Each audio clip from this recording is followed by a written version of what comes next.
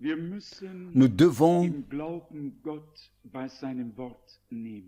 dans la foi, prendre Dieu au mot, le prendre à sa parole. La foi, sans les actes qui l'accompagnent, est sans force, sans sens. La foi doit être suivie d'œuvres. C'est pourquoi le Seigneur a dit, voici les miracles qu'accompagneront ceux qui auront cru. Marc 16, 17. La foi qui vient de la parole de Dieu doit être suivie de ce que Dieu a promis dans sa parole.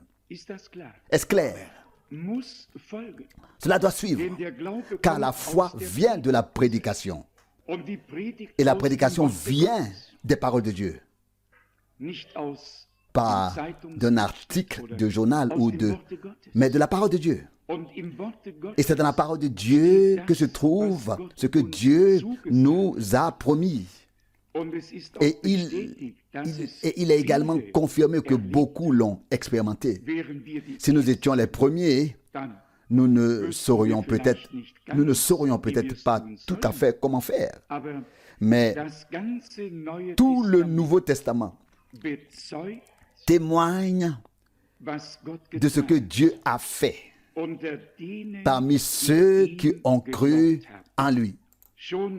Cela commence déjà avec Marie, et il y a ce beau verset.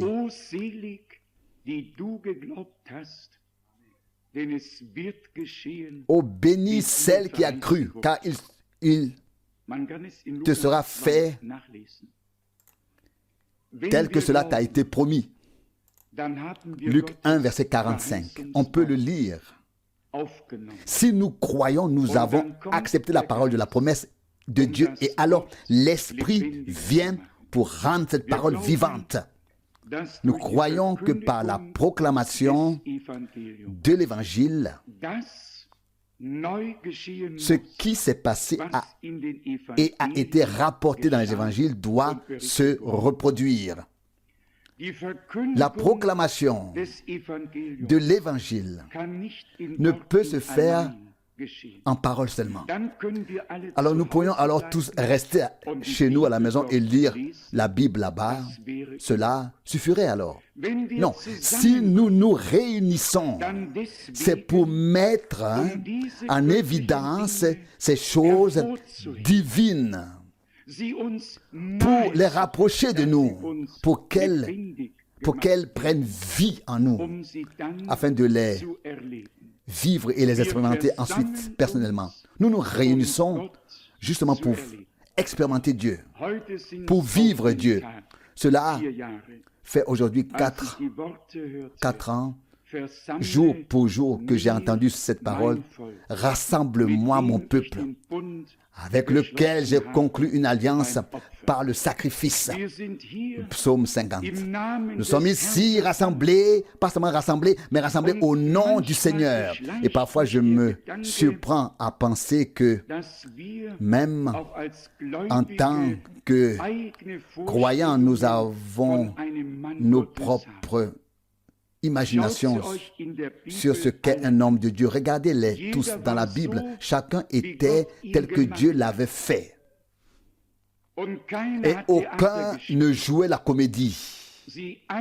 Ils étaient tous des hommes, même si la parole de Dieu leur avait été adressée. Mais je voudrais souligner une chose. Lorsque David dit dans le psaume 139, « Si je me couche au séjour des morts, ta main me ressortirait de là-bas. » Ou bien en enfer, tel que c'est écrit, psaume 139, verset 10. Si nous voulons être honnêtes, nous sommes tous couchés là-bas, mais nous pouvons être tout aussi honnêtes et dire, Dieu, le Seigneur a capturé la prison, nous en a sortis, nous a libérés et nous a pardonnés par grâce. Nous ne restons pas là où nous nous sommes couchés. Ce serait terrible. Nous appartenons à cet endroit. Amen. Nous appartenons à l'endroit où Dieu nous a destinés et où il a préparé les choses pour nous. Gardons cela sous les yeux, même lorsque nous enseignons que nous pouvons expérimenter Dieu personnellement, que nous devons expérimenter Dieu. J'ai alors pensé, quand dans une maison, il y a des réparations qui sont nécessaires, par exemple, ou bien il y a une coupure de courant, ou bien il y a quelque chose qui doit être fait, alors il y a toujours des spécialistes. Et cette pensée m'est venue aussi. Le Seigneur est tout. Il est sauveur. Il est guérisseur. Il est libérateur. Si quelque chose ne va pas comme il le devrait, nous l'appelons.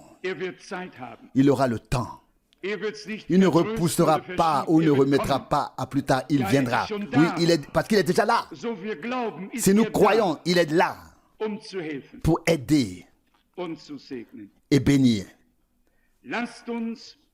Commençons par 2 Chroniques. 2 Chroniques. Nous lirons ici les derniers versets du chapitre 6, puis jusqu'au chapitre 7, verset 3. 2 Chroniques, chapitre 6, du verset 40. Maintenant, donc, mon Dieu, que tes yeux restent ouverts et que tes oreilles soient attentives à la prière faite en ce lieu. Verset 41. Et maintenant, lève-toi, Seigneur mon Dieu, vers ton lieu de repos, toi et ton arche puissante. Que tes sacrificateurs, Seigneur mon Dieu, se revêtent de salut et que tes fidèles se réjouissent dans le bonheur. Verset 42. Verset 42. Ô Seigneur mon Dieu, ne rejette pas ton oint. Souviens-toi des grâces que tu as promises à David, ton serviteur. Chapitre 1, chapitre 7, plutôt. Maintenant le verset 1. Chapitre 7, verset 1. Lorsque Salomon eut achevé sa prière, le feu descendit du ciel et consuma l'holocauste et les sacrifices. Et la gloire du Seigneur remplit la maison du temple. Verset 2. De sorte que les sacrificateurs ne pouvaient pas entrer dans le temple du Seigneur.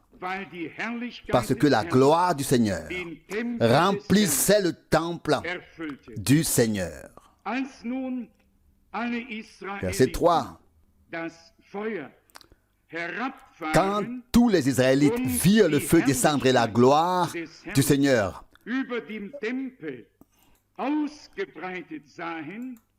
étendue sur le temple, ils s'agenouillèrent, le visage contre terre sur le pavement de pierre. Ils adorèrent et louèrent le Seigneur en disant: car il est bon, car sa grâce est éternelle. Quelle parole merveilleuse!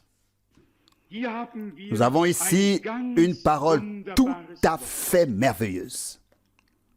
David avait dans son cœur, et il était un homme selon le cœur de Dieu, il avait le désir de bâtir une maison au Seigneur. Il dit dans 2 Samuel 7, verset 2, « Il n'est pas convenable que je demeure dans une maison en bois de cèdre, alors que l'arche de l'Alliance est sous des tentes. » Alors le Seigneur lui dit, « Le désir que tu as est bon. » 1 Chronique 22, verset 8. Mais tu es un homme de guerre, tu ne bâtiras pas la maison, mais ton fils la bâtira. Le temple était maintenant construit, mais David avait les plans, tout le matériel, il avait tout prévu. Et maintenant le temple était construit. Et puis vint la prière pour que Dieu soit présent lui-même et rencontre son peuple là-bas où il avait placé son nom. Là où le peuple de l'Alliance se réunissait devant sa face, là, le Seigneur devait entendre depuis le ciel. Et c'est ce qu'il a fait. Le Seigneur voulait répondre depuis le ciel, répondre. C'est ce qu'il fit. Je voudrais que nous comprenions aujourd'hui que le Seigneur tient toujours sa parole. Plutôt que sa parole me trompe, le ciel tombera. Ce n'était pas la faute de Salomon ni celle de David. Dieu avait parlé et il a tenu parole. Peu importe que quelqu'un ait toujours suivi ses voies ou non, Dieu ne change pas son plan. Dieu tient sa parole jusqu'à ce jour. Il veille sur sa parole pour l'accomplir. Ici, il est question de la gloire du Seigneur, du feu de Dieu qui est descendu pour remplir le temple. Nous parlons ces jours-ci de la gloire du Seigneur. Et si vous l'avez observé, ce matin, nous avons lu que la nuée était sur la tente, mais que Moïse était dans la tente et que le Seigneur lui parlait là.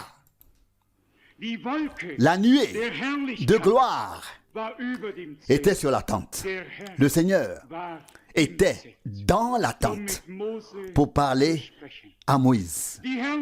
La gloire était sur les cours de Bethléem.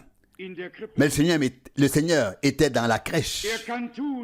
Il peut faire ce qu'il veut, se révéler comme il le souhaite. Nous ne pouvons pas classer Dieu avec nos pensées. Il se révèle d'une manière qui dépasse notre compréhension. Le peuple d'Israël était sur le mont Sinaï ainsi que le feu et la voix de Dieu retentit du ciel. L'avez-vous lu? Vous pouvez le lire dans Néhémie, où il est écrit très clairement que le Seigneur est descendu dans le feu sur la montagne, mais que la voix retentissait du ciel.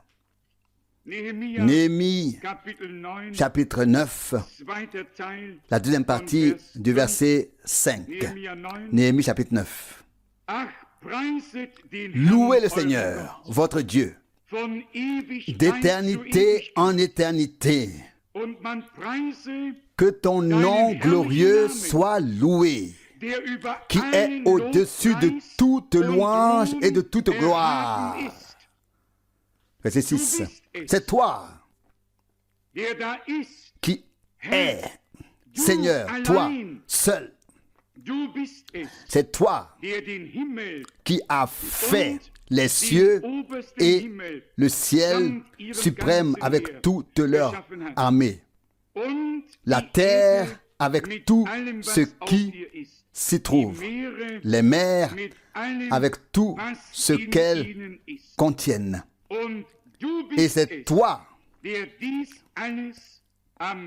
qui fais vivre tout cela et que l'armée céleste loue. Je vais encore trouver l'autre passage que je cherchais. En fait, Qui parmi vous le connaît par cœur? Nous avons une leçon biblique où le Seigneur est descendu avec ou dans le feu et a néanmoins parlé depuis le ciel. Frère Rousse va le trouver tout de suite, puis je le lirai. Maintenant, je voudrais passer au Nouveau Testament, à l'Épître aux Corinthiens. Dans le Nouveau Testament, je voudrais lire 1 Corinthiens, chapitre 2, du verset 6. 1 Corinthiens, chapitre 2, verset 6. Cependant, c'est une sagesse que nous prêchons parmi les parfaits. Sagesse qui n'est pas de ce siècle, ni des chefs de ce siècle, qui vont être anéantis. Verset 7. Non, nous prêchons la sagesse de Dieu, mystérieuse et cachée, que Dieu, avant les siècles, avait prédestiné pour notre gloire.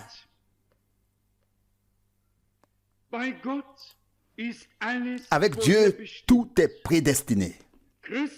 Christ était prédestiné avant la fondation du monde à mourir comme agneau de Dieu. Nous étions destinés avant la fondation du monde à devenir croyants et à être béatifiés. Tout ce qui a trait à Dieu n'est pas temporel, mais éternel.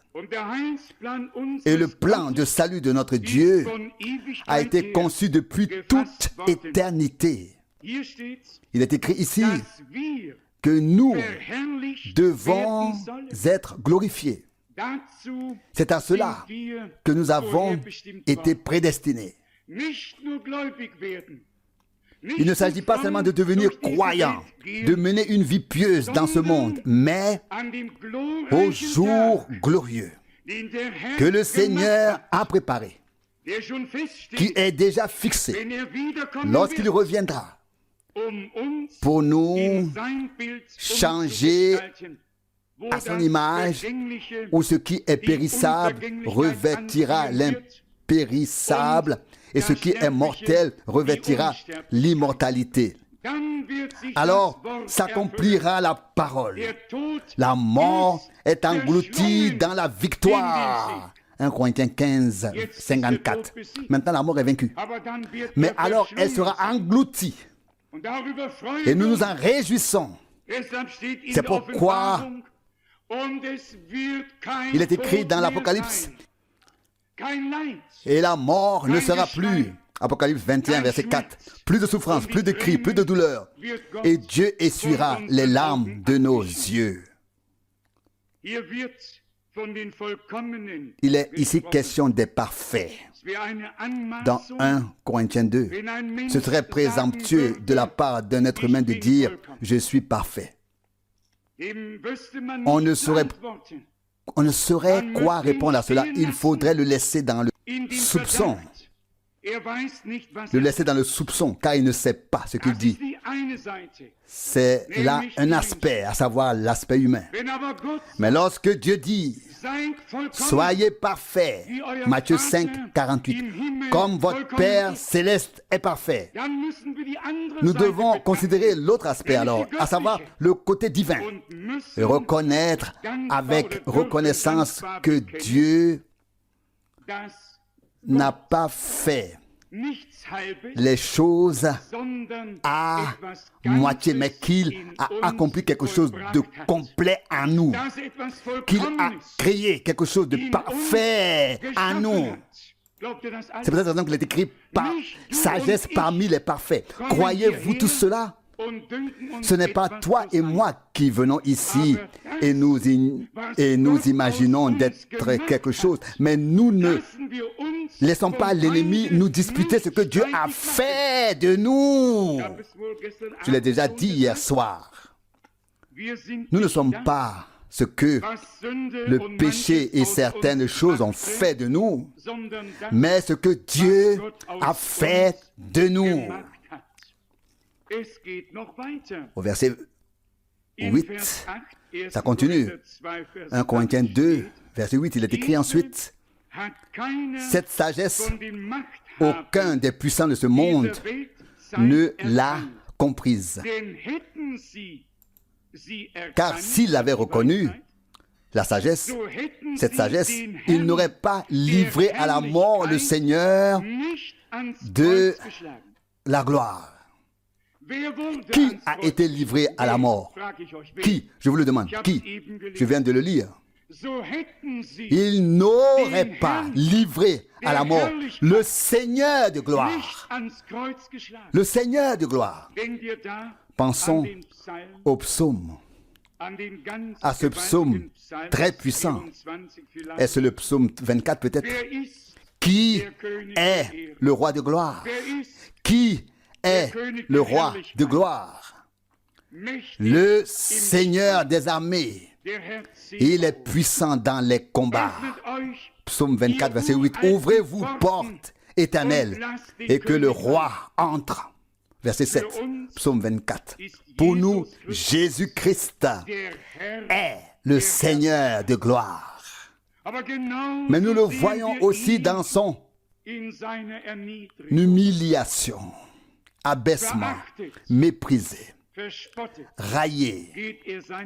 Il suit son chemin. Cela aussi était écrit et devait s'accomplir. Il est écrit plus loin ici dans 1 Corinthiens 2, verset 9 ensuite. Mais comme il est écrit, ce que l'œil n'a pas vu, ce que l'oreille n'a pas entendu, ce qui n'est pas monté au cœur d'un homme. Ce que Dieu a préparé pour ceux qui l'aiment. Ces jours-ci, nous parlons de la révélation surnaturelle de Dieu, de la lumière, de la nuée, de la gloire. Et j'aimerais lire quelques passages à ce sujet. Un autre extrait de la deuxième épître aux Corinthiens, au chapitre 3, verset 6. Ici, il est écrit: c'est lui qui nous a rendus capables d'être ministres d'une nouvelle alliance, non de la lettre, mais de l'esprit. Car la lettre tue, mais l'esprit donne la vie. Verset 7. Or, si le ministère qui apporte la mort a été glorieux avec ses lettres gravées sur des pierres, et si les enfants d'Israël ne pouvaient fixer les yeux sur le visage de Moïse à cause de l'éclat de son visage, qui pourtant était passager, donc l'éclat qui disparaissait. Exode 34, 29 à 35, verset 8. Comment le ministère de l'Esprit n'aurait-il pas une gloire encore plus grande? Verset 9. Car si le ministère qui apporte la condamnation possède la gloire, le ministère qui apporte la justice doit être d'une gloire encore plus grande.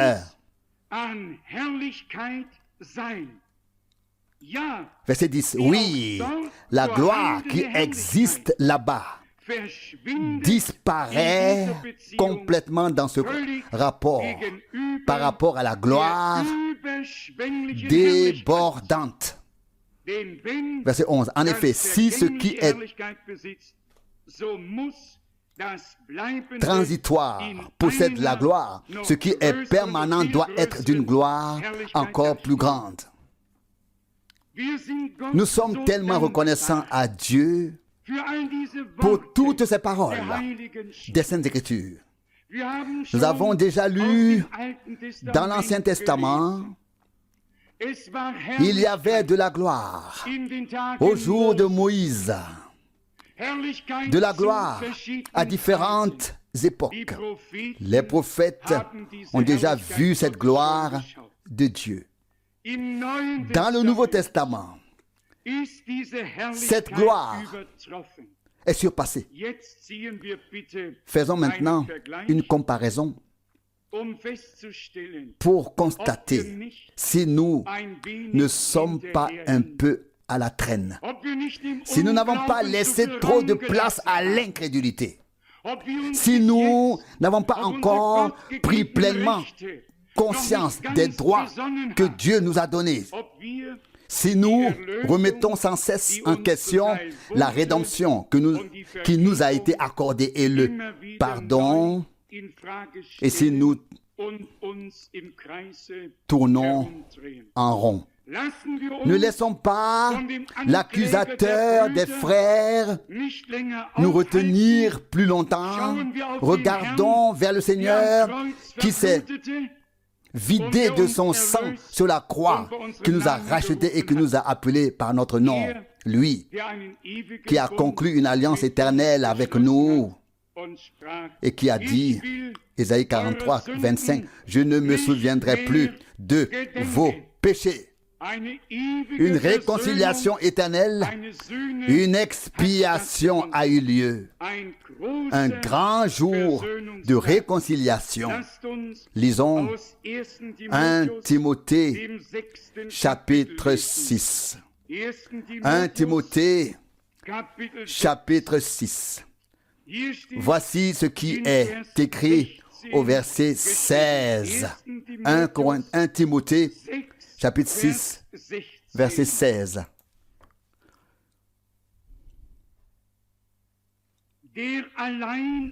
Qui seul possède l'immortalité, qui habite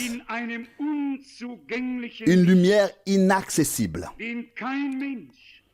que nul homme n'a vu, ni ne peut voir, à qui soit l'honneur et la puissance éternelle. Amen. Dieu habite dans une lumière à laquelle personne n'a accès. Personne ne peut y pénétrer. Les hommes de Dieu ont vu cette gloire, mais ils ont été éblouis par cette splendeur. Ils n'ont pas vu, ils n'ont pas pu voir Dieu, le Seigneur, dans cette lumière. Dieu est caché dans cette lumière, mais il s'est manifesté, il est sorti et s'est révélé afin que nous puissions le voir, afin que nous puissions le contempler. C'est en fait ce que nous avons repris dès le début de Luc, chapitre 2, au verset 9. Luc 2, verset 9. Et voici un ange du Seigneur vint vers eux, et la gloire du Seigneur resplendit, ou alors l'éclat de la lumière resplendit autour d'eux, et ils furent saisis d'une grande frayeur. Le Seigneur était sorti de la lumière, mais la lumière descendait néanmoins. Et maintenant, je vous montre le lien, l'union entre le domaine humain et le domaine divin. Dieu devait accomplir les deux.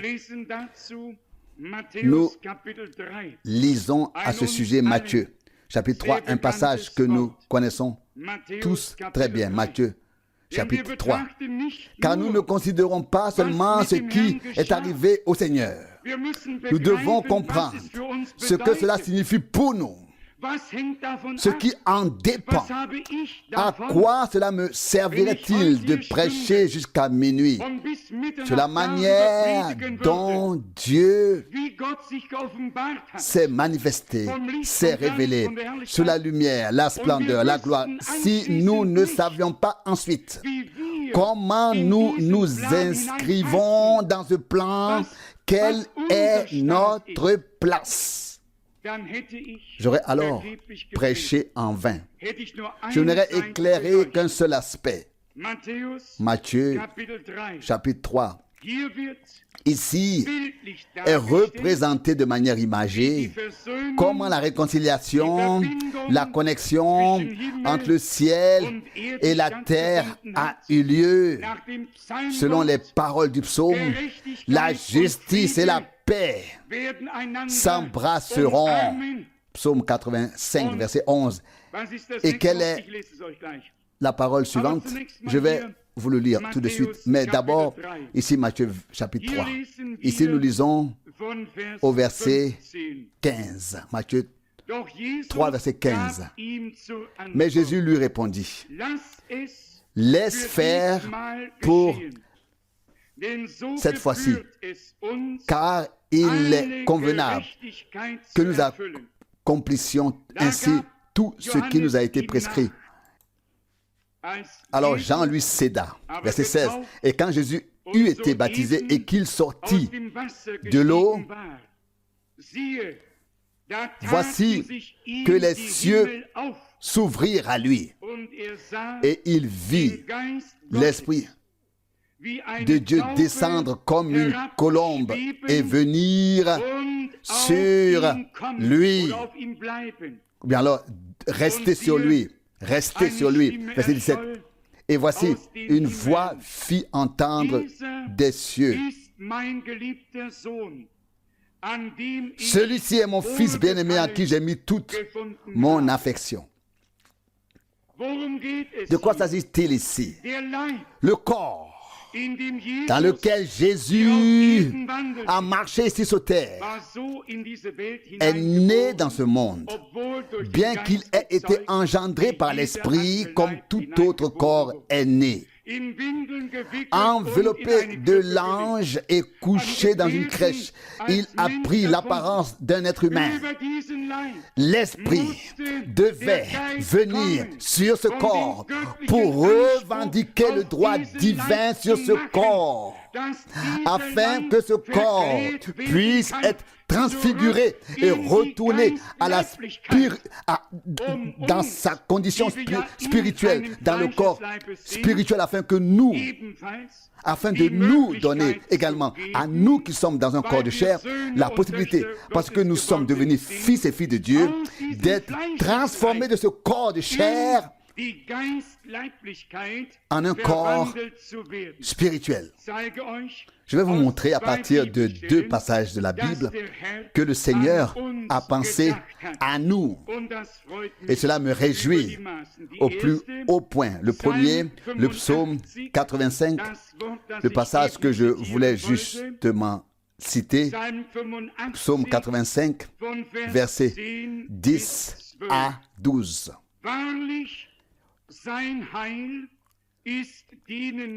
En vérité, son salut est proche de ceux qui le craignent, afin que la gloire habite dans notre pays. Verset 11.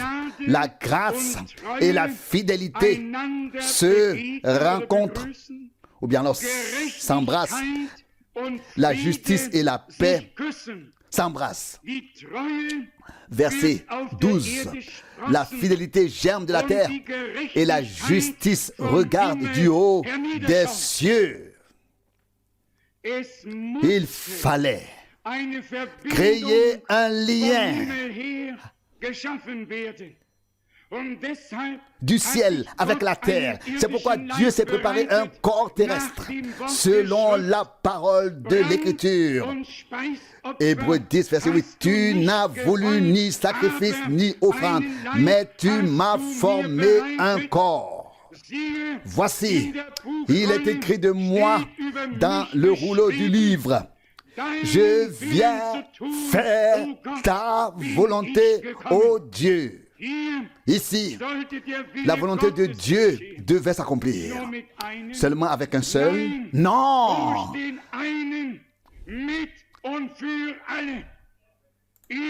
C'est vrai avec lui, mais pour tous. Dans le Fils de Dieu, le bon plaisir de Dieu repose sur tous les fils et les filles de Dieu. Sur tous les fils et toutes les filles de Dieu. Ce qui s'est passé pour nous tous. Je vous le lis, le psaume 2, afin que vous sachiez que cela est effectivement écrit. Psaume 2, verset 7. Laissez-moi faire connaître le dessein du Seigneur.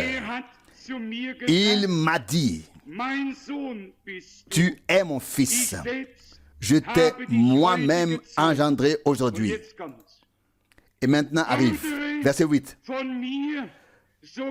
Demande-moi et je te donnerai les nations pour héritage et pour possession les extrémités de la terre. Qu'a dit notre Seigneur dans l'ordre missionnaire, verset 15 de Marc 16, allez dans le monde entier. Il est d'abord écrit, allez à Jérusalem, puis en Judée, en Samarie et jusqu'aux extrémités de la terre. Ça c'est Acte 1, 8. Et enfin, ensuite, allez dans le monde entier. Pour vous montrer que cela a un rapport avec la filiation, je lis le psaume 2, versets 11 et 12. Psaume 2, versets 11 et 12.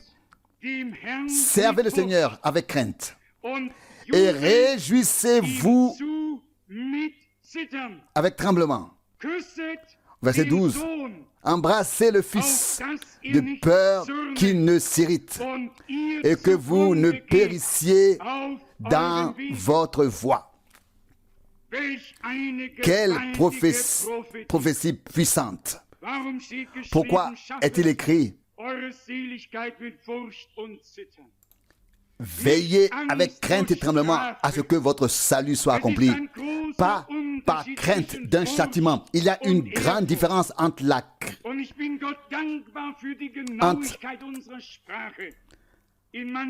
crainte et le respect. Et je suis reconnaissant à Dieu pour la précision de notre langue. Dans certaines langues, il n'y a qu'un seul mot pour cela.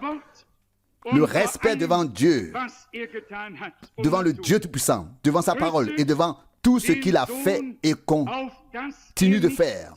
Embrassez le Fils, de peur qu'il ne s'irrite et que vous ne périssiez dans votre voie. Psaume 2, verset 12, verset 11.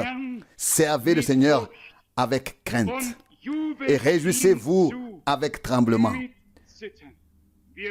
Nous remarquons qu'il ne s'agit pas ici de crainte d'un châtiment, mais du saint respect. Ainsi, dans Matthieu 3, il nous a montré littéralement et mot pour mot que Dieu est esprit en tant que Père. C'est uni à sa révélation personnelle dans la chair afin de nous unir à lui-même tel que nous sommes dans la chair en Jésus-Christ, afin de nous intégrer dans la famille de Dieu et de faire de nous ses fils et ses filles. Cette parole n'est pas destinée à être discutée, mais à faire reconnaître la signification liée à l'histoire du salut. Jésus était et est Emmanuel. Mais ici, ce qui s'est réellement passé est représenté de manière figurée. L'Esprit est venu sous la forme d'une colombe. Ce n'est pas la colombe qui a pris la forme de l'Esprit, mais l'Esprit qui a pris la forme d'une colombe. Lisez Genèse 8 à partir du verset 8 et vous comprendrez le contexte. Le déluge s'abattit sur la terre. Laissez-moi lire, ce sera mieux. Nous verrons alors pourquoi Dieu a utilisé ces images bibliques pour nous montrer quelque chose. Non seulement pour le faire écrire, mais pour nous faire comprendre de quoi il s'agit. Genèse 8, verset 8. Il lâcha la colombe pour voir si les eaux s'étaient retirées de la surface de la terre. Verset 9. Mais la colombe ne trouva nulle part où poser son pied et elle retourna vers lui dans l'arche, car les eaux couvraient encore la surface de toute la terre. Il étendit la main, la saisit et la ramena vers lui dans l'arche. Verset 10. Il attendit encore 7 jours, puis il fit sortir de l'arche la colombe une seconde fois. Verset 11. À la fin du jour, elle revint vers lui au temps du soir. Alléluia. À la fin du jour, elle revint vers lui et voici, elle avait dans son bec un rameau d'olivier frais.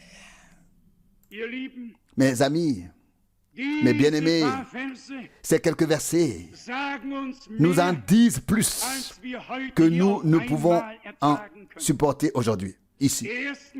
Dans Genèse 6, il est écrit que Dieu était en colère et qu'il regrettait d'avoir créé les hommes, car leurs voies et leurs actions étaient mauvaises et ils suivaient leur propre voie. Genèse 6, 6. Il dit dans sa colère, je regrette d'avoir créé l'homme. Puis vint le déluge et maintenant la colombe fut envoyée. La colère s'était apaisée. Le châtiment était venu, le jugement avait été exécuté. La colère de Dieu était apaisée. La colombe revint alors une deuxième fois et rapporta une feuille d'olivier fraîche pour montrer que la colère est passée. Le déluge n'est plus là. Maintenant, tout peut recommencer. Lorsque l'Esprit de Dieu descendit ici, le Seigneur voulait nous dire, ma colère s'apaise, mon jugement est rendu. Et le moment vient où le même esprit viendra aussi sur vous les racheter. Et cela s'est produit le jour de la Pentecôte. Dieu a utilisé des images, des exemples pour nous montrer certaines choses. Mais continuons notre lecture au chapitre 17 de Matthieu, où se trouve le passage bien connu que nous avons déjà lu. Ici, certains, à savoir tous ceux qui étaient présents, ont été enveloppés dans la nuée de gloire. Donc, pas seulement un, à savoir le Fils de Dieu, mais ceux de l'Ancien et ceux du Nouveau Testament qui étaient présents. Matthieu, chapitre 17, verset 2. Et il fut transfiguré sous leurs yeux. Son visage resplendit comme le soleil. et ses vêtements devinrent blancs comme la lumière. Verset 3. Matthieu 17, verset 3. Et voici, Moïse et Élie leur apparurent et s'entretenaient avec lui. Verset 4. Pierre prit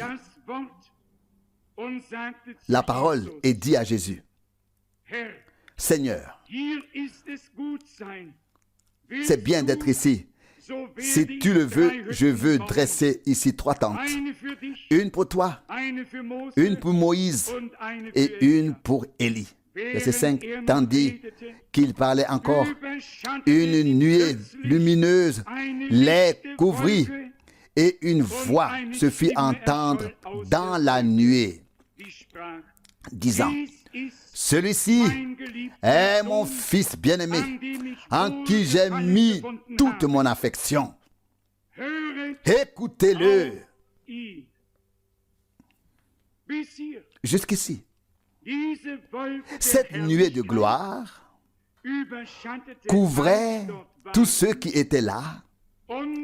Et à la fin, il est dit, écoutez-le. Non pas un homme, mais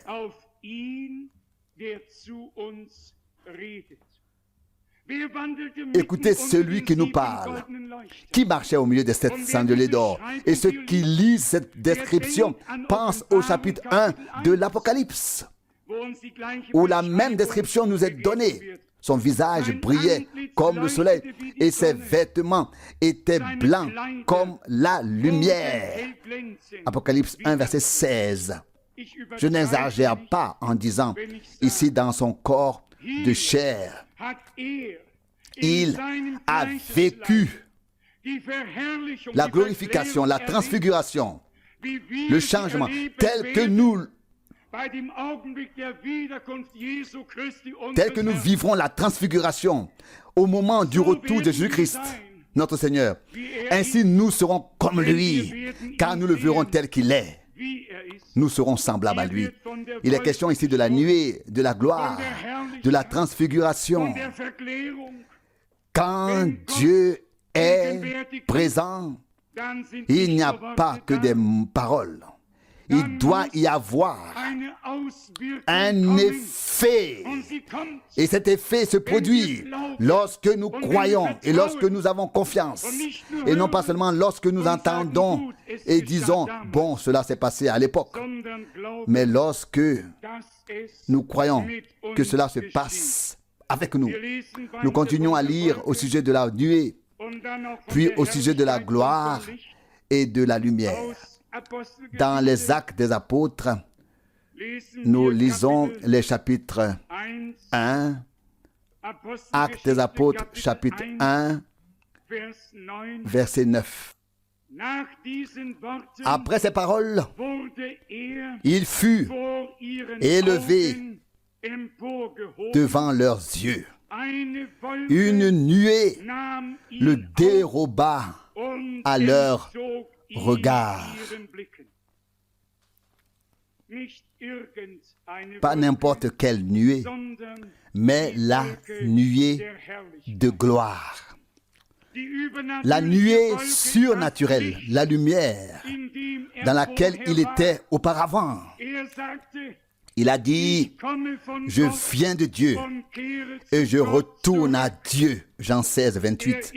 Il est retourné dans la lumière. Lisons à ce sujet Actes des Apôtres, chapitre 9, verset 3. Actes, chapitre 9, verset 3. Comme il était en chemin et approchait de Damas, une lumière venant du ciel resplendit autour de lui. Verset 4. Il tomba face contre terre et entendit une voix qui lui disait, Saul, Saul, pourquoi me persécutes-tu? Verset 5, il demanda, qui es-tu, Seigneur? Et celui-ci répondit, je suis Jésus, celui que tu persécutes. Qu'est-ce que c'était? Le Seigneur, dont nous savons qu'il est assis à la droite de sa majesté, de Dieu en tant que souverain sacrificateur, ce même Seigneur qui est avocat, qui est médiateur, celui-là même qui est roi, sacrificateur et prophète, celui-là même qui n'est pas lié par l'espace et le temps. Il peut se révéler comme il veut, quand il veut et où il veut. Et à tous ceux qui ne s'en irritent pas. Saul, sur le chemin de Damas, entouré d'une lumière éclatante. Et la question est, qui es-tu, Seigneur? Et la réponse, je suis Jésus.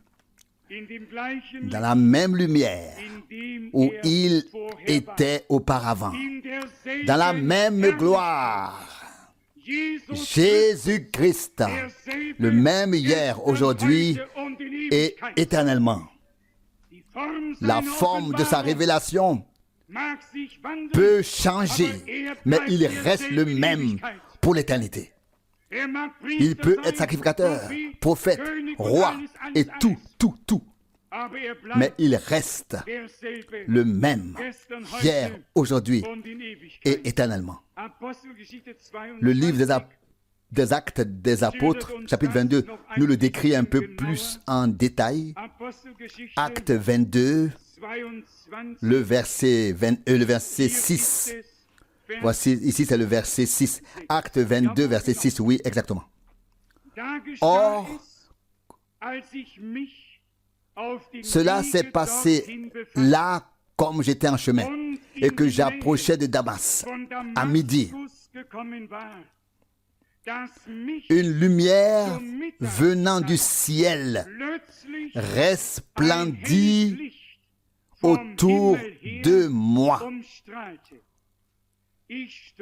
Verset 7. Je tombais à terre et j'entendis une voix qui me disait, Saul, Saul, pourquoi me persécutes-tu? Au verset 8, je répondis, qui es-tu, Seigneur? Il me dit, je suis Jésus de Nazareth, que tu persécutes. Cela ne figurait pas dans le premier récit. Le même Jésus qui marchait en Galilée, qui était à Nazareth. Verset 8, je suis Jésus de Nazareth, que tu persécutes. Verset 9, mes compagnons percevaient bien la lumière, mais ils n'entendaient pas la voix de celui qui me parlait.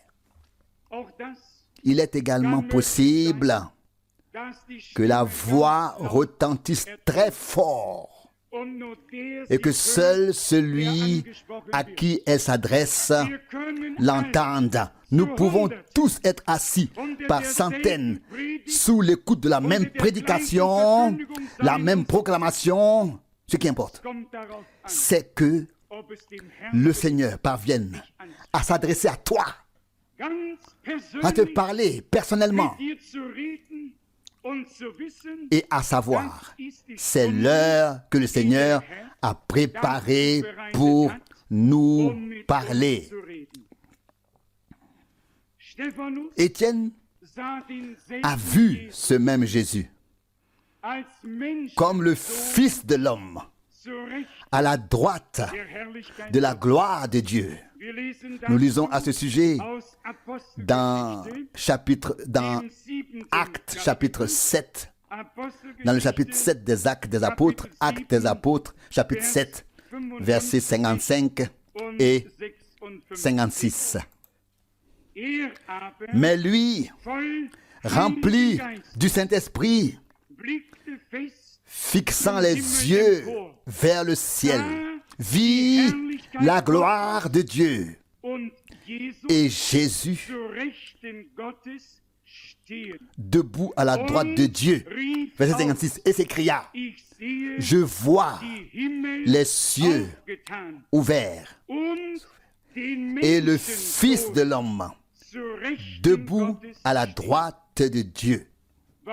Pourquoi est-il écrit ici Fils de l'homme? Voyez-vous combien il est important de savoir où se situent les concepts. Fils de Dieu, sauveur, rédempteur, fils de l'homme, prophète, ministère prophétique, fils de David, roi, régner, gouverner, tout à sa place. Ici, le règne n'a pas encore commencé. Il ne peut pas être encore roi et siéger au milieu du trône. Ici, il doit être à la droite de la gloire de Dieu. Le texte dit littéralement, je levai les yeux vers le ciel et je vis la gloire de Dieu. Acte 7, 55. Qu'a vu Étienne? Nous avons lu tout à l'heure dans 1 Timothée 6, verset 16. Personne ne peut voir Dieu et aucun homme n'a jamais vu Dieu. Car Dieu est esprit et il habite une lumière que nous ne pouvons pas pénétrer. Qu'a-t-il vu? Il a vu la gloire de Dieu qui enveloppe Dieu, dans laquelle Dieu est enveloppé. Et il a vu Jésus debout à la droite de Dieu en tant que Fils de l'homme. Pas en tant que roi, pas en tant que juge, mais en tant que Fils de l'homme à la droite de Dieu. Et savez-vous que lorsque nous passons au chapitre 1 de l'Apocalypse, Jean écrit, Apocalypse 1, verset 13, « Et je vis 7 chandeliers d'or, et quelqu'un qui marchait au milieu d'eux, semblable à un fils de l'homme. » Le mot « fils d'homme » n'apparaît pas une seule fois dans le chapitre 1 de l'Épître aux Romains, du verset 1 à Judas, le dernier verset, pas une seule fois. Mais il réapparaît dans l'Apocalypse, car c'est le passage prophétique qui y est traité. Dans l'Évangile selon Matthieu, l'expression « fils de l'homme » apparaît au moins 26 fois. Mais relisez combien de fois l'expression « fils de Dieu » apparaît. Relisez. Cherchez bien, cherchez bien, cherchez bien. Et quand vous aurez lu tous les chapitres, les 28 de l'évangile de Matthieu, vous pourrez me le dire si vous avez trouvé. À maintes reprises, le Seigneur a fait référence à lui-même en tant que Fils de l'homme. Car le Fils de l'homme est venu chercher ce qui était perdu. Et alors vous verrez le Fils de l'homme venir sur les nuées avec une grande puissance et dans une grande gloire. Et le Fils de l'homme reviendra, c'est-à-dire toujours le Fils de l'homme, le Fils de l'homme. Parce qu'à l'époque, les hommes ne l'ont pas reconnu pour ce qu'il était et ce qu'il est et qu'il a dû accomplir sa tâche, comme l'a dit Moïse, et être un prophète. Deutéronome 18, 15. Nous continuons notre lecture dans Matthieu chapitre 24, puis dans le chapitre 25, et vous verrez comment est-ce que la gloire de Dieu est de nouveau mentionnée et que le Seigneur de gloire vient dans sa gloire. Matthieu chapitre 24, verset 29. Matthieu chapitre 24, verset 29. Mais aussitôt après ces jours de détresse, le soleil s'obscurcira, la lune perdra sa lumière. Les étoiles tomberont du ciel et les puissances des cieux seront ébranlées. Au verset 30, alors, le signe du Fils de l'homme apparaîtra dans le ciel. Et alors, toutes les tribus de la terre se lamenteront et elles verront le Fils de l'homme venir sur les nuées du ciel avec puissance et grande gloire. Il est donc question ici du Fils de l'homme qui viendra avec une grande puissance et une grande gloire sur les nuées du ciel. Lisons Matthieu 25, verset 31. Il est écrit, verset 25, verset 31, mais quand le Fils de l'homme viendra dans sa gloire avec tous les anges, il s'assiera sur le trône de sa gloire. Verset 32, toutes les nations seront alors rassemblées devant lui. Nous parlerons encore de ces sujets car ils font partie de la venue du Christ. Et il est très important que nous puissions classer les différentes venues, sinon nous risquons de tout mélanger. Les prophéties bibliques doivent être classées par l'Esprit de Dieu et redonnées de cette manière, sinon nous risquons d'attendre que ce qui doit se produire lors de la troisième venue se produise lors de la deuxième, et nous serions surpris que cela ne se produise pas. Mais continuons notre lecture dans Apocalypse chapitre 1. Apocalypse chapitre 1, verset 7, qui est également très connu de nous tous. Voici, il vient avec les nuées. Les yeux de tous le verront, même ceux qui l'ont percé. Et toutes les tribus de la terre se lamenteront à cause de lui. Oui, amen. On pourrait également lire les passages correspondants de l'Ancien Testament et nous le ferons plus tard. Il s'agit ici de la nuée de gloire. Le Seigneur est monté au ciel sur la nuée et il reviendra de la même manière qu'il est monté au ciel. Lisons Apocalypse chapitre 14. Apocalypse chapitre 14, verset 14. Je regardais, et voici, il y avait une nuée blanche. Et sur la nuée était assis quelqu'un qui ressemblait à un fils d'homme, ayant sur sa tête une couronne d'or et dans sa main une faucille tranchante. Ici aussi, il s'agit du fait qu'il a été vu sur la nuée. Nous avons parlé de la gloire qui est apparue, de la nuée, de la colonne de feu. Nous avons parlé des différentes choses qui nous ont été témoignées dans différents contextes, que ce soit par Moïse, par Ézéchiel, par Salomon ou par les prophètes, ou que ce soit. Il s'agissait de différentes révélations surnaturelles de Dieu. Moïse a vu un feu dans un buisson ardent. Pourquoi? Pourquoi un buisson épineux? Épineux. Dans la malédiction que Dieu a prononcée dans Genèse 3, il est dit: des épines et des ronces couvriront le sol. Dieu voulait dire ici, à travers le buisson épineux que Moïse a vu, la malédiction sera levée, le mal sera réparé, la malédiction sera ôtée. Aussi seulement nous pouvions prendre toutes ces images, tous ces exemples pour les exposer correctement. Continuons. Apocalypse chapitre 21, nous approchons du but.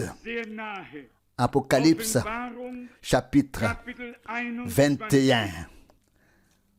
Encore un Encore une parole connue, la ville sainte descend du ciel. Au verset 23, il est écrit, chapitre 21, verset 23, Apocalypse. La ville n'a pas besoin du soleil, ni de la lune pour l'éclairer, car la gloire de Dieu l'éclaire, et l'agneau est son flambeau. Avons-nous tous lu? La gloire de Dieu revient au premier plan. Et qui est le rayonnement de cette lumière, de cette gloire de Dieu? Je relis Apocalypse 21, verset 23. La ville n'avait pas besoin de soleil, ni de lune pour l'éclairer, car la gloire de Dieu l'éclairait, et l'agneau était son flambeau. Quelle parole merveilleuse! Jésus-Christ est la forme visible de la révélation du Dieu invisible. Personne ne saurait à quoi ressemble Dieu, qui est Dieu, ce que Dieu veut, si Jésus-Christ n'avait pas été révélé dans la chair. Beaucoup ont parlé de Dieu. Beaucoup ont prophétisé, mais un seul a accompli la prophétie. Un seul était celui en qui la prophétie s'est accomplie. Un seul qui pouvait dire, celui qui m'a vu a vu le Père. Ainsi, la gloire de Dieu donne la lumière, mais l'agneau en est le rayonnement. Alléluia. Loué soit notre Dieu. Nous voyons qui est Jésus. Dans Matthieu 16, le Seigneur a demandé au verset 13, « Qui dit-on que je suis, moi le Fils de l'homme ?» Et les réponses sont encore plus variées aujourd'hui qu'à l'époque.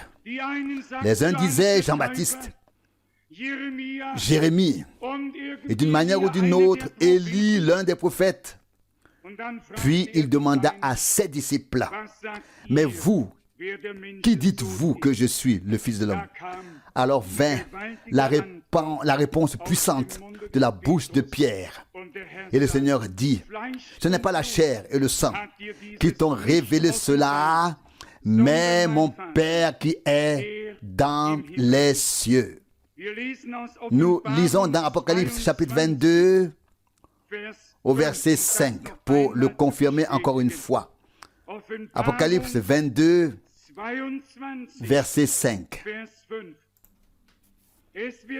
Il n'y aura plus là-bas de nuit et l'on n'aura plus besoin de la lumière d'une lampe ni de la lumière du soleil, car Dieu le Seigneur les éclairera. Oui, qui va maintenant éclairer? Qui va maintenant éclairer? Au chapitre 21, verset 23, et il est dit, et leur lampe, c'est l'agneau. Et ici, il est écrit, au verset 5, et l'on n'aura besoin ni de la lumière d'une lampe, ni de la lumière du soleil, car Dieu le Seigneur les éclairera. Alléluia. Oh, comme c'est merveilleux!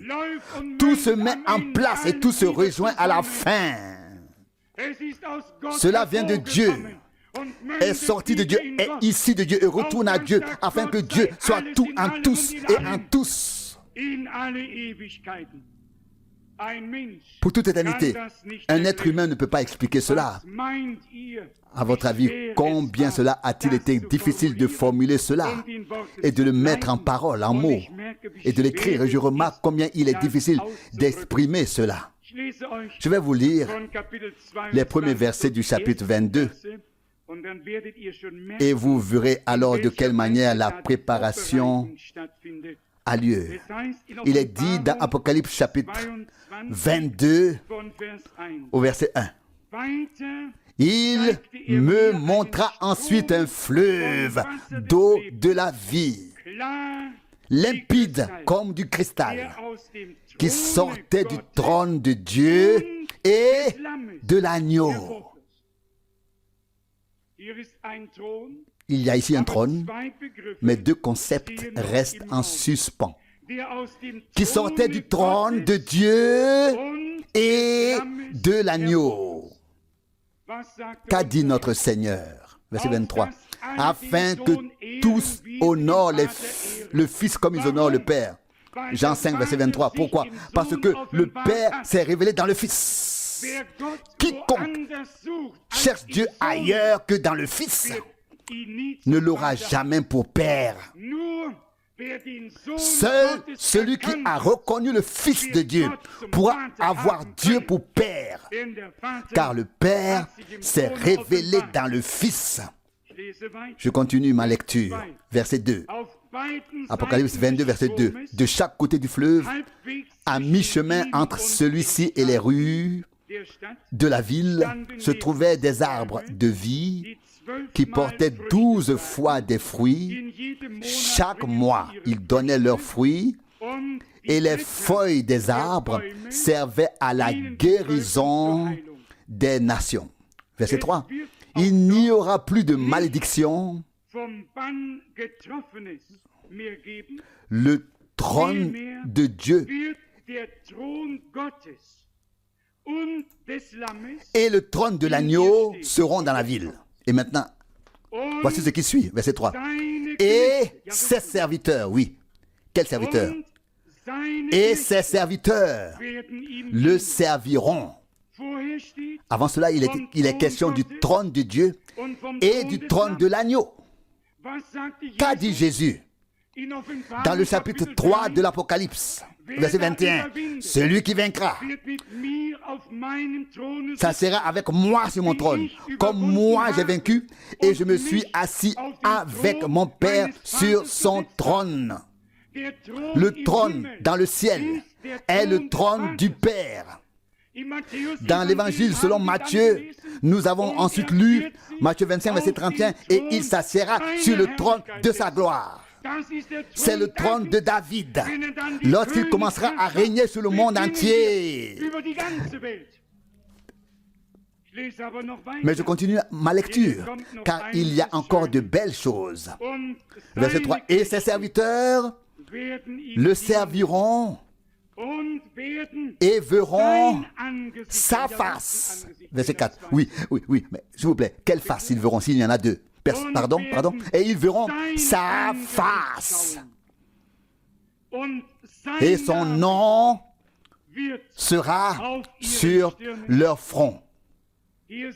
Nous voyons ici que le nom du Père est aussi le nom du Fils.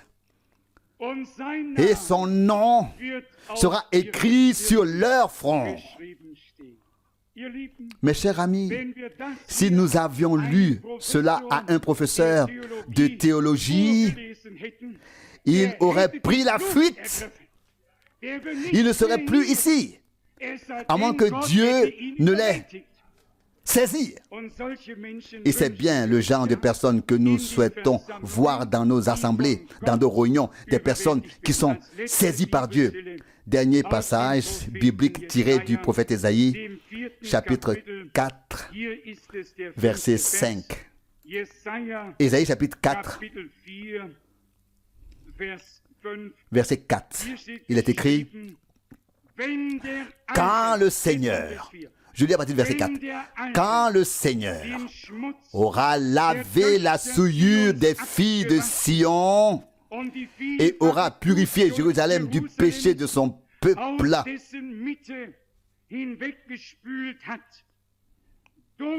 par l'esprit du jugement et par l'esprit de purification. Verset 5. Alors, le Seigneur créera sur toute la surface du mont Sion et sur les assemblées qui s'y trouvent, une nuée pendant le jour et une lueur comme un feu pendant la nuit.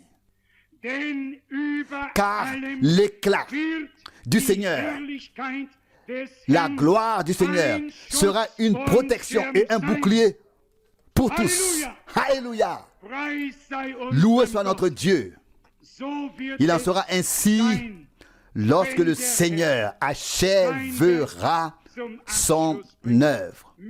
Remarquez-vous la concordance entre l'Ancien et le Nouveau Testament. La gloire du Seigneur sera alors un bouclier sur tous. Sur tous. Le Seigneur est lumière. Le Seigneur est protection. Il est devenu tout pour nous. Tout en toutes choses. Deviens lumière, car ta lumière est venue. Et la gloire du Seigneur resplendit sur toi. Ésaïe 60, verset 1. Dieu nous a donné la lumière. Pas une lumière, mais la lumière. Jésus-Christ, la lumière du monde. Jean a rendu témoignage à la lumière. Jean 1, verset 7. Il n'était pas lui-même la lumière, il rendait témoignage à la lumière. Verset 8, Jean 1. Cette lumière est venue dans le monde pour éclairer tous ceux qui viennent à lui. Et cela correspond à la parole de l'évangile de Jean que notre Seigneur a proclamé à haute voix. Jean 8, verset 12. Celui qui me suit, il ne marchera pas il ne restera pas dans les ténèbres, mais il aura la lumière de la vie. Soyons reconnaissants que le Seigneur se soit révélé dans la diversité. Ici, quelqu'un l'a vu comme le Fils de l'homme. Là, quelqu'un l'a vu dans la lumière éclatante. Quel que soit le regard avec lequel on le voyait, il avait une tâche précise. Il doit aussi être souverain sacrificateur selon l'ordre de Melchisédek. Et pourtant, il reste le Seigneur. Il est sauveur. Et pourtant, il est roi. Même s'il n'a pas encore pris possession de son royaume. Tout est ordonné. Tout arrive en son temps. Et je me réjouis que le Seigneur nous ait donné en ces jours, par la révélation prophétique de sa parole, la lumière et la clarté sur tous les liens qui existent dans les Saintes Écritures. Je ne sais pas s'il y a eu un temps sur terre où le dessein de Dieu a été révélé aussi profondément qu'à notre époque. Remercions Dieu pour ce qu'il a fait et vivons ce que d'autres ont vécu afin de ne pas penser en nous-mêmes. Oui, ils ont eu de la chance, ils ont vu, ils ont entendu. Croire au témoignage qui nous a été laissé dans la parole de Dieu et compte sur le fait que le Seigneur se révélera à toi aussi. Mais ne lui dis pas comment, car il n'entrera pas dans ce débat. Dis-lui seulement, Seigneur, révèle-toi à moi. Cela suffit. Et crois qu'il le fera. Laisse-lui le reste. Il sait comment il le fera. Il n'est pas nécessaire de le lui dire. À son saint nom, soit la louange et l'honneur, la gloire et l'adoration dans toute éternité. Amen. Amen. Levons-nous et chantons, nous rendons gloire à Jésus seul. Nous rendons gloire à Jésus et à lui seul et proclamons son amour. Et proclamons son amour. Et proclamons son amour. Nous rendons gloire à Jésus. seul et proclamons son amour glorieux. Inclinons nos têtes. S'il y en a parmi vous qui ont encore du mal à croire, mais qui ont néanmoins dans leur cœur le désir de croire, vous pouvez maintenant en faire l'expérience. Mettez toute votre confiance dans le Seigneur. Il se révélera à vous. Il a fait cette promesse. Encore un peu de temps et le monde ne me verra plus. Jean 14, 19. Mais vous me verrez.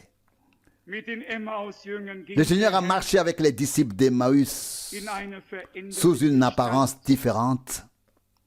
Ils ne l'ont pas reconnu et lui ont demandé, Luc 24, 18, « Es-tu le seul étranger qui ne sache pas ce qui s'est passé ces jours-ci » Il peut se révéler comme il le veut. Après la résurrection, Marie pensait qu'il était le jardinier dans Jean 25. Il peut se révéler et se manifester de multiples façons. Mais je vous dis une chose, chaque fois, nous le reconnaissons à sa voix. Et sa voix est sa parole. Si quelqu'un parle du feu et s'écarte des paroles de Dieu, laissez-le partir. Le Seigneur sera toujours en accord avec sa parole. Il parlera la même langue, le même langage, dira toujours la même chose et restera le même éternellement. Père Céleste, nous venons ensemble devant ta sainte face. Nous te voyons dans une multitude de révélations et nous te voyons néanmoins comme un seul Dieu, constitué d'une seule personne, comme celui qui a créé tout, ce qui est dans les cieux et sur la terre, le visible et l'invisible. Tu es créateur, conservateur, juge, sauveur, rédempteur. Tu es tout en tous. Nous te remercions pour cela. Nous te remercions tout particulièrement d'avoir renoncé à ta majesté et à ta gloire parce que tu désirais nous faire participer à ta gloire,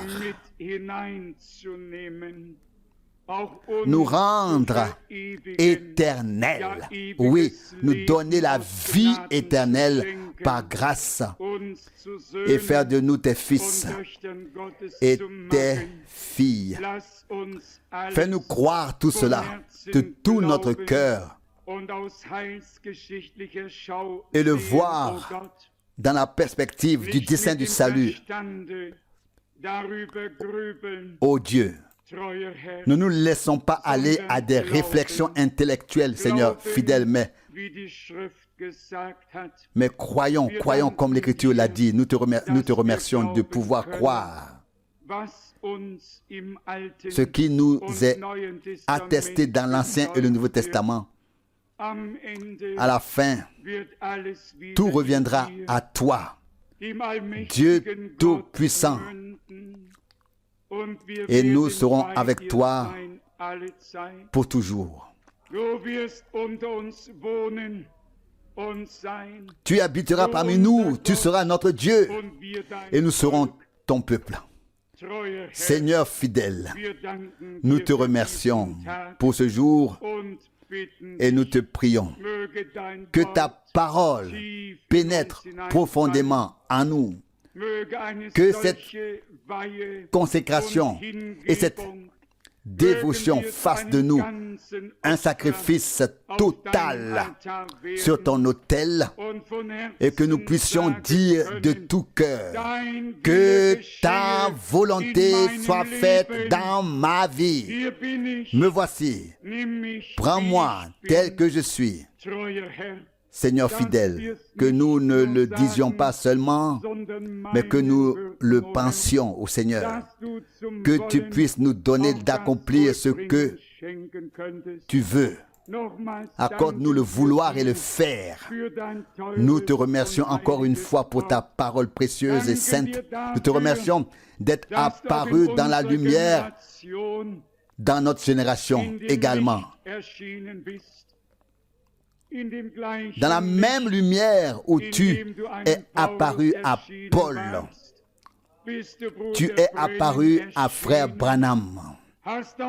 Tu as fait de lui aussi un instrument choisi pour les élus. Je t'en remercie. Seigneur bien-aimé, accepte-nous tous. Aide-nous à surmonter notre incrédulité au Seigneur, afin que nous soyons rassemblés dans la foi en toi, sous l'écoute de ta parole, afin que tu puisses agir et confirmer ta parole. Nous t'en remercions pour cela au nom de Jésus. Amen.